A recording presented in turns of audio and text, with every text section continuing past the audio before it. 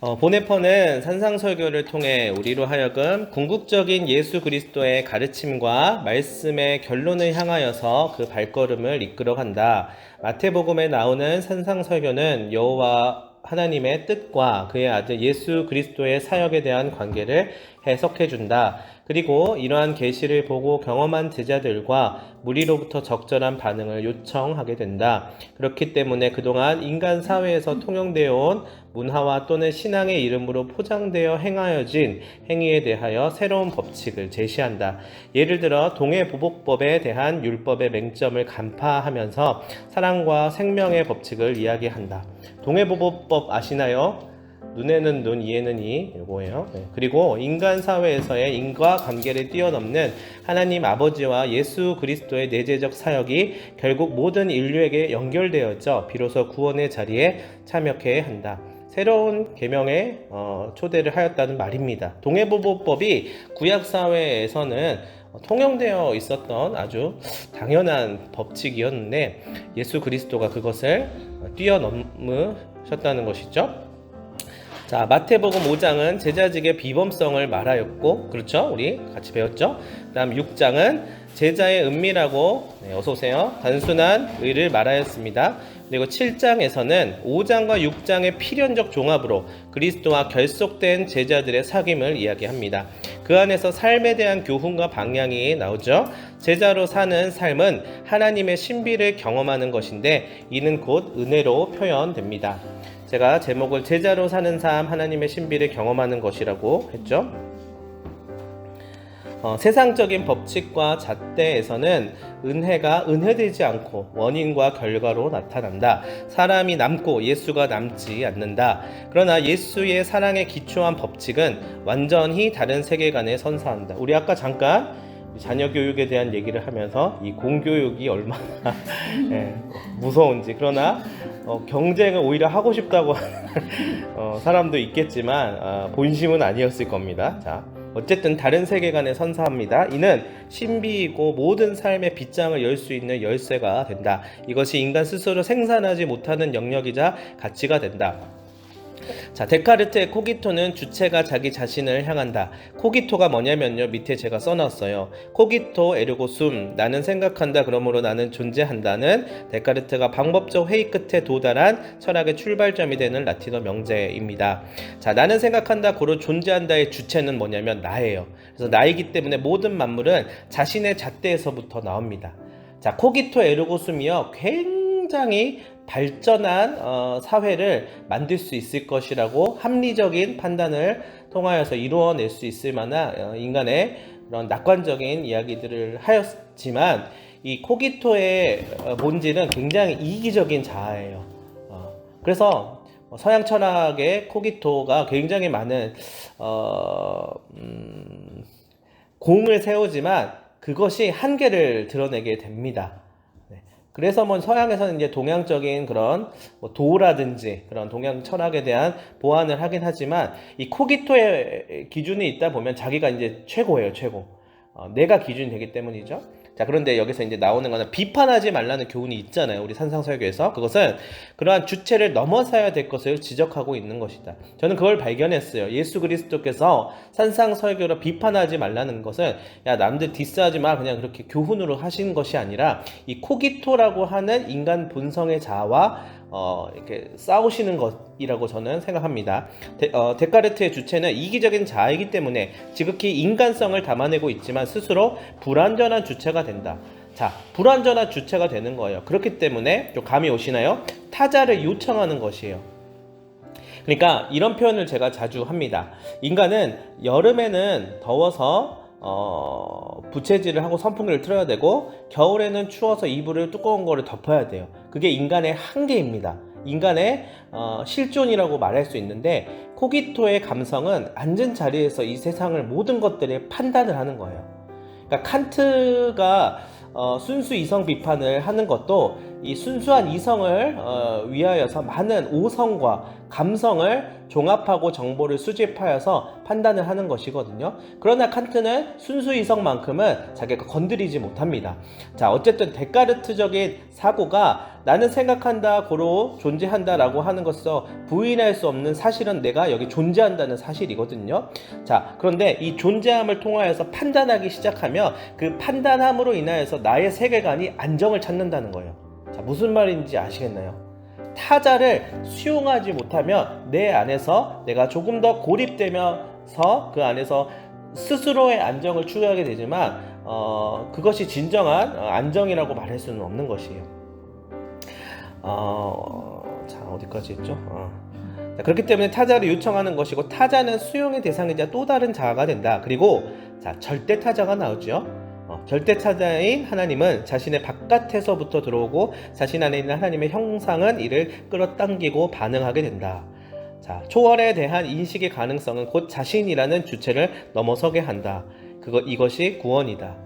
자, 어려운 말인가요? 자, 넘어갈게요. 일단 보네퍼는 비판은 눈을 멀게 하지만 사랑은 눈을 뜨게 한다 라고 말하며 사랑은 다른 사람을 십자가 아래서 바라보면 바로 그렇기 때문에 사랑은 다른 사람을 진정으로 볼 수 있게 된다고 이야기한다. 이는 자신의 선입견과 판단을 중지해야 되는 말과도 같다. 흔히 현상학에서 후설이 언급한 에포케를 떠올리게 한다. 에포케는요, 후설이 말한 판단 중지예요. 판단 중지는 사물에 대한 기존의 관점, 선입견, 습관적 이해를 배제하고 직관해보고자 하는 것이에요. 자, 그런데 인간이 이 에포케가 가능할까요?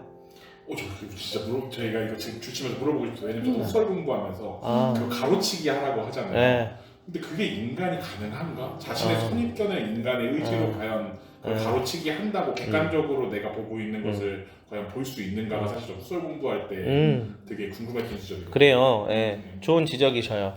저는 불가능하다고 생각하고 인간은 자신의 모든 뭐라고 말해야 될까? 삶의 선입견과 양식이라고 말할까요? 그것을 벗어날 수 없어요. 태어나는 순간 모든 것들, 자신이 살고 있는 배경과 환경과 관계와 이런 것들을 판단 중지를 하는 시도는 할 수 있지만 결론적으로 말하면 불가능하다라고 말할 수밖에 없지만 그럼에도 불구하고 이 에포케, 판단 중지의 시도는 유의미합니다.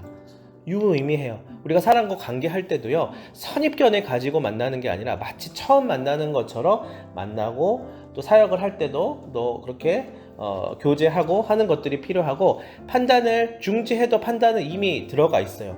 우리가 사람의 얼굴을 만나는 순간 내가 누군가를 만나는 게 아니라 이미 나는 저 안에 들어가 있는 거예요.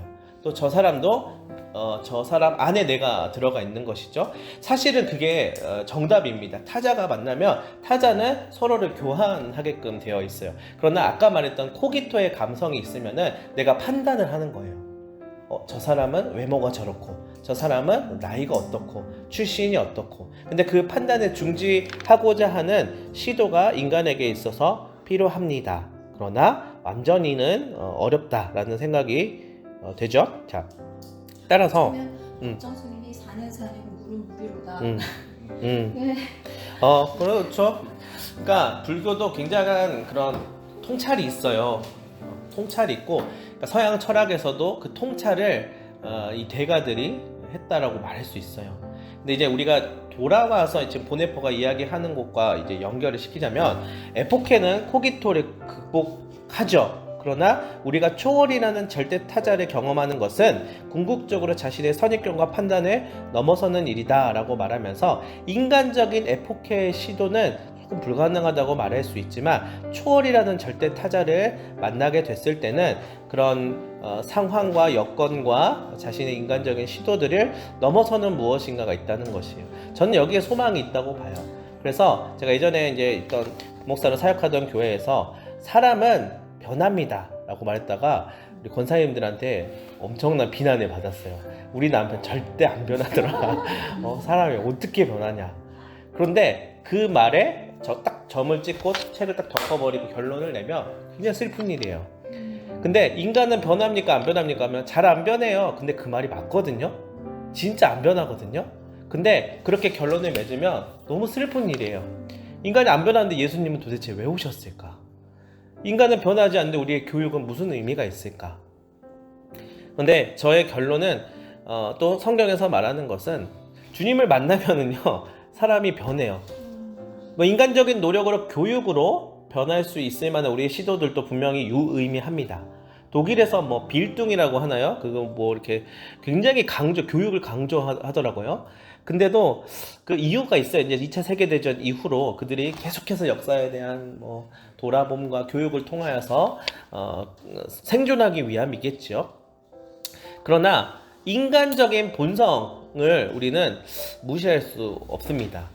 교육으로는 어려울 수 있어요. 그러나 정말 변화는 초월을 경험하게 되면 변화가 일어난다고 저는 생각합니다.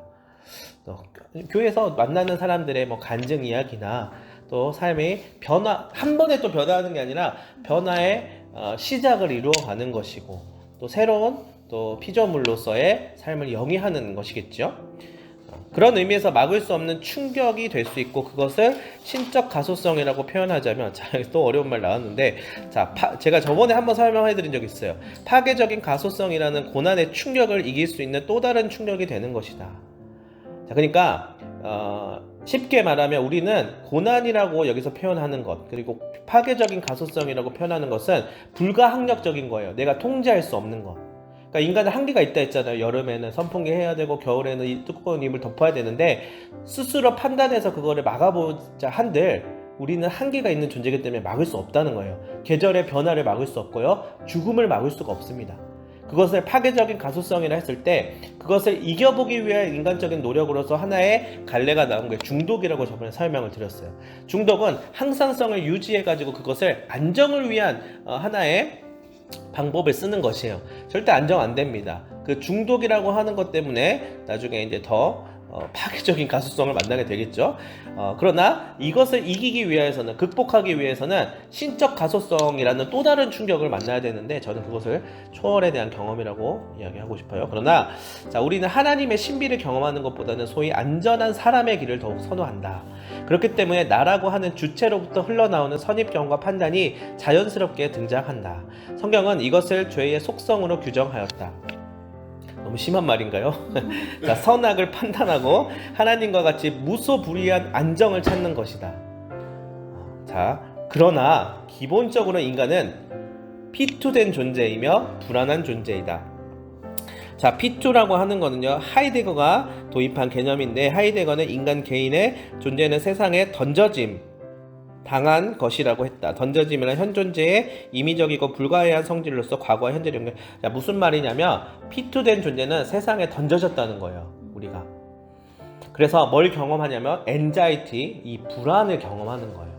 서양 철학에서 이 엔자이티는 어마어마한 주제예요. 연구에 지금까지도 계속해서 연구하고 있는 주제입니다. 특히 사르트르나 이런 하이데거 같은 실존 철학자는 이 불안이라고 하는 것을 어떻게 보면 긍정하기도 하면서도 또 부정하기도 하는데, 이 불안한 존재라고 하는 것을 벗어날 수는 없어요. 이나 하이데거가 세계 내 존재도 설명을 해야 되는데 현 존재라고도 말합니다. 그러니까 피투된 존재라는 말이에요. 세계에 던져진 존재라는 말이죠. 라고 말했듯 세상 가운데 던져져 있는 인간 실존을 의미한다. 이건 설명했죠. 자, 그러나 인간은 날마다 기초하며 나아간다. 자, 기초는 또 뭐냐? 현재를 초월하여 미래로 자기를 내던지는 실존의 존재 방식. 그러니까 P2, 던져진 존재지만 또한 기투하는 존재입니다. 앞을 향하여서 달려나가고 부닥치는 존재라는 거예요. 제가 이 산수만 선교에서 시각장애인들이 예배하러 오는데요, 이 사람들은 다 기투된 존재들이에요. 모든 세상의 것들이 다 위험 요소예요. 집 밖을 나오는 순간부터 모든 것들은 나를 죽일 수도 있고 넘어뜨릴 수도 있고 다치게 할 수도 있어요. 그래서 실제로 이제 예배 끝나고 나가실 때 이제 악수하잖아요. 그러면 얼굴에 상처들이 자세히 보면 많아요. 그러면 그게 매주 있어요. 어느 날에는 눈 위에 상처가 나 있고 어느 날에는 턱에 상처가 나 있어요. 여기도 다치셨네요 하면 제가 문이랑 부딪혔는데 문보다 제가 셀 줄 알았는데 문이 더 세더라고요. 막 그렇게 농담도 하시고 그래요. 네. 근데 부딪히는 것이고 앞을 향하여서 나아가는 것이에요. 이렇게 완전 그 한 걸음 한 걸음 모든 것들이 이분들은 어려움과 고난이라고 하는 것을 부딪히면서 나아갑니다. 지하철도 타고 뭐 이렇게 하는 것인데요. 우리 또한 마찬가지라는 거예요. 우리는 내일 일을 알 수 없죠. 우리는 기투된 존재입니다. 그러나 나아가는 것이죠. 자, 우리는 이것을 새로운 세계관으로 나아가는 것으로 이해하며 새로운 존재가 되는 것이라고 본다. 자, 새로운 존재라는 말 나왔어요. 이건 폴 틸리가 새로운 존재라는 말을 했어요. 예수 그리스도를 인하여 우리가 비존재의 위협을, 자, 비존재라고 하는 말이 아까 엔자이티를 말하는 것이기도 합니다. 자, 위협을 극복한 새로운 존재가 되었다라고 보았습니다. 새로운 존재가 되었다는 것, 성경은 새로운 피조물이라고 그것을 이야기하는 거예요. 바울이 이야기했나요? 새로운 피조물이라 이렇게 이야기했나요? 자, 그런데 폴 틸리는 그것이 새로운 존재, 예수 그리스도 안에서 새로운 존재가 되었고, 저는 표현하기를 새로운 세계관으로 우리가 초청함을 받았다라고 말하고 싶어요. 자, 그렇다면 그 실체는 곧 열매로 드러나게 된다고 말한다. 따라서 예수 따름의 결론은 열매로 나타난다. 그리고 겉모양으로 알 수 없다. 분명한 사실은 예수가 가장 잘 알고 있다는 것이다. 나를 따르라는 부름에 응답하는 자는 순종하는 자여 행하는 자이며 자신의 뜻이 하는 하나님의 뜻을 품은 자이다. 이를 제자라고 불렀을 때 하나님의 신비를 경험하는 자는 하나님의 뜻을 행동으로 보여준다. 만약 이러한 행동이 없으면 악마적 신앙의 덫에 걸리고 마는데 이는 사랑 없는 행위이며 그리스도가 없는 신앙이다. 책에서 악마적 신앙이라고 표현을 하더라고요. 그것은 그리스도 없는 신앙이에요. 그것은 또 사랑이 없는 신앙입니다. 자, 자기 자신의 주체로 신앙생활을 하며 그 모습은 이런 모습이죠. 자아를 실현하려는 목적이 앞선다. 제가 그런 목사님을 한번 경험해 본 적이 있어요. 담임 목사님 중에서. 정말 힘들었습니다. 모든 회의 때마다 수치로 보고를 해야 되는데, 지난주와 대비해서 몇 프로가 늘었고 앞으로 몇 프로를 달성해야 되며, 그렇지 못했을 때는 어떠한 책임을 져야 되는지를 보고해야 돼요. 정말 슬프죠? 저는 그나마 교회학교를 담당했지만 전도대 이런 전도 담당하시는 부목사님들은 카톡으로 매일매일 보고를 해야 된대요. 몇 명을 전도하고 이번 주 대비 지난주 대비 이번 주 몇 명을 등록시켰고, 저는 버티지 못할 것 같아요. 근데 소위 악마적 신앙의 덫에 걸리고 만다고 생각합니다. 이는 사랑 없는 행위이며 그리스도가 없는 신앙이다. 죄송합니다. 자기 자신의 주체로 신앙생활하면 자아를 실현하는 목적이죠. 따라서 그리스도 없이 모든 걸 할 수 있다고 봐야 한다. 그러나 그 결과와 책임은 감당하기 힘들다. 자, 수치가 떨어지면 어떻게 할 거예요? 감당할 수 없잖아요. 그죠? 자, 하나님은 우리를 아신다고 말씀하신다. 이는 가장 큰 은혜이며 난관이다. 보네퍼는 이 사실이 자신의 순교의 자리까지 이끌었음을 보여주었다. 하나님 앞에서 속일 수 없었다. 왜냐하면 하나님이 아시기 때문이다. 그리고 사도들은 그 하나님을 만나고 사귐 안에서 그들의 삶을 통해 하나님의 뜻을 이루었다. 그들은 예수 그리스도를 보았고 그분의 말씀을 따라 행하였다. 그러나 이러한 제자들을 핍박하고 박해하였었던 자들은 율법의 조항, 곧 이를 해석하여 스스로 불안을 극복하려 한 주체들만이 남았다. 무슨 말인지 아시나요? 네. 고통받는 이들 앞에서 서기관들과 율법사들은 지루한 설교를 늘어놓을 뿐 선한 목자가 되지 못하였다. 그렇기 때문에 예수는 베드로를 부르실 때 서기관과 바리새인 또는 율법사와 고위 공직자로 세우시기보단 내 양을 먹이는 목자로 부르셨다. 추수할 들판을 본 예수는 일꾼들을 요청한다. 사도들은 그 안에서 예수로부터 권능을 부여받는다. 이는 그리스도의 일을 수행하도록 한다. 게다가 예수의 부름으로 묶인 사도들이 된다. 오늘 우리를 부르시며 부여해 주시는 정체성이 이와 같다. 그러나 감당해야 할 인간적인 어려움이 뒤따른다. 그것은 가난과 겸손과 헌신이다. 3콤보라고 생각합니다. 자, 모든 보상은 그분으로부터 나오기 때문에 표면적인 고난을 맞닥뜨린다. 그리고 이것을 부인하지 못하죠. 자, 그런데 오히려 성령 하나님과 말씀에 의지할 것을 촉구하며 배척이 있을수록 더 말씀을 붙들어야 함을 말한다. 이 모든 동기는 그분과의 사귐에 의하여 나온 것들이며 인간을 두려워하지 말고 하나님과의 관계 안에서 행하라는 용기를 불어 넣어준다. 비록 고난이 있지만 성령이 우리의 편이 된다. 여기서 책에서 표현하는 거예요. 이게 어렵고 쉽지 않은 일이죠. 그러나 필드에서 경험한 자들은 알게 된다. 삶에서 경험한 사람들은 알게 될 수 있다고 저는 생각해요. 그러니까 책 읽고 공부하고 시험 보는 거 할 수 있지만 삶에서 경험하지 못하면 이 말이 무슨 말인지 잘 모를 거라고 생각합니다만은 필드에서 경험한 자들은 성령이 고난이 있지만 내 편이라고 하는 사실을 우리는 믿음으로 취할 수 있어요. 자, 이것이 가장 지혜로운 일이 된다는 것을 경험한다. 자, 이 말은 지혜로운 일이라고 저희가 표현을 하지만 반대로 아까 전에 말했던 것처럼 인간적인 노력으로 보험을 많이 들어서 이런 줄타기 하는 신앙보다 내가 안정적으로 하는 신앙생활을 하는 것도 좋지 않을까라고 생각할 수 있죠.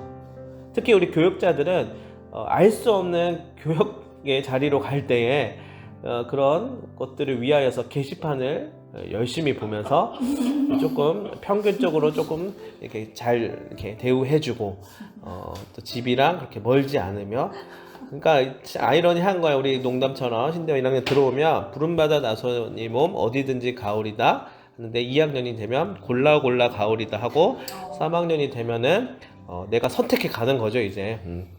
그래도 이제 어려움이 있다는 것을 우리는 잘 알고 있지만 중요한 것은 성령이 우리의 편이시기 때문에 어느 곳이든 하나님께서 우리를 이끌어 가심이 있어요. 자, 하나님의 초월성은 특히 고난과 약함 가운데 역설적으로 경험되어진다. 이는 인간이 되신 하나님 예수 또한 경험하였던 것이다. 이 부분에 간과할 수 없고 친히 미리 선행하셨다. 저는 이것이 굉장히 은혜가 돼요. 예수님이 왜 십자가라는 방법을 쓰셨을까? 왜 고난을 당하고 죽음을 피하지 않고 그대로 경험하면서 그 자리까지 가셨을까? 그분은 인간이 되셨기 때문이에요. 그리고 우리 또한 인간이기 때문에 그분이 선행하신 일들을 함께 뒤따를 수 있습니다. 그러면은요, 소위 말해 우리도 십자가의 나름대로의 길이 있다는 것이고 그 다음 부활이 또 있다는 것이에요. 자, 이것을 부인하면 인간은 생존을 위해서 본능에 의존하게 되어 있다. 돈 많이 벌어야죠. 본능에 충실해서. 그래야 우리가 생존하면서 살아남는 것이에요. 그것이 이 신자유주의를 살아가는 우리의 슬픈 일이죠. 자, 그러나 그 결과에 대한 책임 앞에서 또 끝없는 절망을 느낍니다. 뜻대로 안 돼요.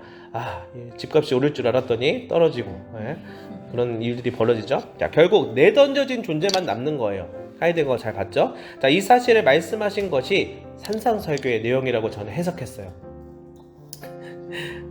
그러거나 말거나예요, 사실. 뭐 아님 말고. 근데 산상설교를 해석할 때에 이렇게 해석할 수 있을 것 같아요. 그리고 보네퍼는 그 얘기를 하는 것 같아요. 자, 말씀과 함께 보네퍼는 해석학적 작업을 했다는 것이에요. 그러니까 말씀을 계속 앞에다가 배치를 하죠. 비판하지 말라, 구하라, 그리하면 너에게 주실 것이 하면서 배치를 하면서 산상설교 현장에 보네퍼도 없었어요. 말씀을 가지고 해석학적 작업을 통하여서 지금 이 보네퍼의 나를 따르라 해서 이야기하는 것인데, 우리 또한 마찬가지입니다. 성경이라고 하는 말씀을 통하여서 해석학적 작업을 통하여서 우리가 우리 삶에 적용해 보는 것이에요. 그게 이제 신학함이죠. 죽을 때까지 곁에 있는 말씀이 우리의 편이라고 우리는 강조할 수 있습니다.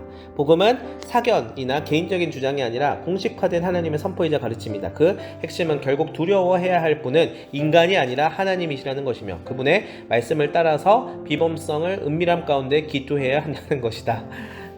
5장과 6장과 지금 7장 이후를 지금 한 문장으로 썼습니다. 자, 제가 좋아하는 단어예요. 나의 앞날이 주님 손에 있사오니. 시편 31편의 고백은 우리의 고백이 되어야 하며 제자들의 고백이었고 예수의 고백이었습니다. 최종적으로 우리는 죽음이라는 문제 앞에 봉착하게 될 텐데, 십자가는 이미 죽음을 극복하였고 우리는 그 십자가에 참여하여 부활함으로 함께 극복할 수 있습니다. 그것이 예수와 같은 존재, 새로운 존재가 되는 길이에요. 자, 이제 마무리합니다. 헨리 나우에는 두려움을 떠난 사랑의 집으로 라는 책을 통하여서 불안하고 기투된 실존의 인간을 그리스도의 십자가 아래로 초대한다. 그러나 반드시 거기에 십자가의 길이 있는 것이다. 예수 그리스도의 말씀을 전하는 자는 결국 예수 그리스도의 십자가 방법을 빼놓고 이야기할 수 없다. 왜냐하면 그 길에 부활이 있고 영생과 구원이 있기 때문이다. 즉 예수 그리스도 없는 영향력 아래 있는 존재는 그리스도를 더 이상 말할 수 없다. 여전히 두려움 가운데 방황하는 존재이자 갈등하고 근심하는 부자 청년과 같은 신세가 될 수밖에 없다. 그러나 인간의 본성에 부합하고 인간적인 욕망을 실현하고자 할 때 실망이 뒤따른다. 중요한 것은 반드시 열매가 있다는 것이고 쓰임받는 결단과 행위로 인한 보상이 있다는 것이다. 좀 더 엄밀히 말하자면 이미 존재 자체로 그 보상을 받은 것과 같다. 그러나 예수는 눈에 보이지 않으며 육신으로 오늘날 있지 않다. 죽고 나서 갈 하늘나라는 아직 남았으며 우리의 문제는 지금 당장 앞을 가로막는다. 그때 숨어 계신 하나님을 발견하는 것이 믿음의 일이다. 때론 육신에 그리스도가 없음이 더욱 큰 믿음의 조건이 된다. 사도와 선지자들은 과연 무엇을 보고 인식하고 선포하였는지 돌아볼 필요가 있다. 자, 마지막에 세례였죠. 세례 가운데 또 성찬 가운데 설교 가운데 일상 가운데 십자가를 통해 예수를 볼 수 있어야 한다. 자, 락강 이야기를 안 넣으려다가 나왔어요. 자, 락강이 이야기한 실제계는 분명히 상징계의 도움을 받는다. 결국 우리는 하나님을 신비의 가장자리에서 경험한다. 자, 락강은 정신분석 학자인데요. 프로이드의 뒤를 잇는 사람이에요. 근데 그가 이야기하기를 그러니까 신앙의 언어로 설명하지 않은 거예요. 이 사람은 뭐냐면 상상계, 실제계, 상징계, 실제계를 이야기하거든요. 상상계는 어린아이가 거울을 보는 것과 같아요. 그래서 자기 자신 안에서 스스로 이것을 보면서 약간의 뭐 나르시즘처럼 판단하는 것이죠. 그런데 예를 들어서 나는 머리가 이렇게 노란 머리구나, 나는 손이 이렇게 생겼구나, 우리 엄마는 이렇게 생겼고, 나는 이 세상에서 가장 귀한 존재고, 그렇게 하면서 자신의 이상을 투영합니다. 그러나 상징계를 만나게 돼요. 뭐냐면 사회로 나가봤더니 이 모든 것들은 나를 억압하고 제한하며 나를 통제하는 것들이 있다라는 거예요. 그 대표적인 것이 언어예요. 언어. 근데 이 상징계, 저 상징 굉장히 중요하다고 생각하고 지난번에 폴틸리 설명할 때 얘기를 드렸었는데 우리는 상징을 벗어날 수 없다는 것이에요. 그러니까 하나님을 직통계시 받는 사람이 있으면 저한테 소개 좀 해주십시오. 당장 병원을 추천해 드리도록 하겠습니다. 왜냐하면 인간은 상징을 통하여서 이렇게 아까 여기서 언어라고 말했지만 나무라고 하는 것, 뭐 하얀색이라고 하는 것, 그런 물체를 통하여, 사람을 통하여, 그 상징을 통하여서 그 안으로 들어가는 것이에요. 그러니까 하나님이라고 하는 존재도 오해하지 마세요. 하나님을 우리가 만날 수 저는 없다고 생각해요. 그러니까 하나님의 얼굴과 페이스 대 페이스로 만나면 못 살아요. 살 수가 없어요. 감당할 수 없어요. 그러나 모세도 얼굴이 가렸다고. 그렇죠. 그러나 우리가 하나님의 정말 얼굴을 배울 수 있는, 사실 얼굴도 언어예요. 사실은 우리의 언어죠. 그러니까 존재론적으로 우리가 세례를 받은 사람으로서 그리스도와 하나님을 상상할 때 그렇게 얘기할 수밖에 없지만 그분이 어떻게 생겼는지 흑인인지 백인인지는 모를 일이에요. 그러나 우리가 제한할 필요는 없는 것이지만 우리의 한계는 상징성을 통해서 나아갈 수 있어요. 그러니까 십자가라고 하는 것도 마찬가지입니다. 십자가 그냥 사형틀인데 십자가를 통해 그리스도의 사랑을 경험해요. 그렇죠? 그래서 우리는 상징계 안에서 도움을 받는다라고 제가 이야기를 했는데, 그래서 실제계라고 하는 것은 우리가 알지 못하는 초월의 세계인 거예요. 그것을 우리는 지금의 한계로서는 상징계에 도움을 받아서 실제계로 바라볼 수 있고 참여할 수 있지만 이게 락강에 설명한 겁니다. 그러나 이 기독교는 뭐냐면 실제계가 오는 거예요. 우리한테 시간을 뚫고 상징계와 우리 안에서의 내면으로 오시는 것입니다. 그것이 굉장한 이제 뭐 초월이라고 말할 수 있겠죠. 결국 하나님을 신비의 가장자리에서 우리는 경험하게 되지만 그날에 지금은 거울을 보는 것 같이 희미하나. 그 말씀 생각하면 된다. 돌면서 13장 12절. 그렇죠. 그때까지 우리는 열심히 열음에는 선풍기 쐬고 겨울엔 두꺼운 이불 덮으면서 살아야 됩니다. 그러나 경험할 수 있어요. 신비의 가장자리에서 그리스도의 연약함과 고난 가운데서 경험하고 우리의 삶의 많은 상징들을 통하여서 경험할 수 있게 됩니다. 그런데 여기 숨어 계신 하나님 얘기하잖아요. 숨어 계신 하나님 우리는 발견함으로써 그리스도의 은총 가운데 하나님의 나라를 이렇게 말하면 좀 간접 경험하면서 또 맛을 보면서 살아갈 수 있고, 보네파는 좀 약간 행동을 더 강조하는 것 같아요. 인식도 있지만 그리스도의 일들의 행함으로 인해서 우리가 그것을 경험할 수 있다라고 하는 것을 이제 좀 이렇게 촉구하는 것 같습니다. 그래서 결론은 제자로 사는 삶은 하나님의 신비를 몸으로 마음으로 우리가 경험하는 것이지 않을까라는 생각을 해보겠습니다. 서머리가 좀 오늘은 길었습니다. 여기까지 하도록 하고요.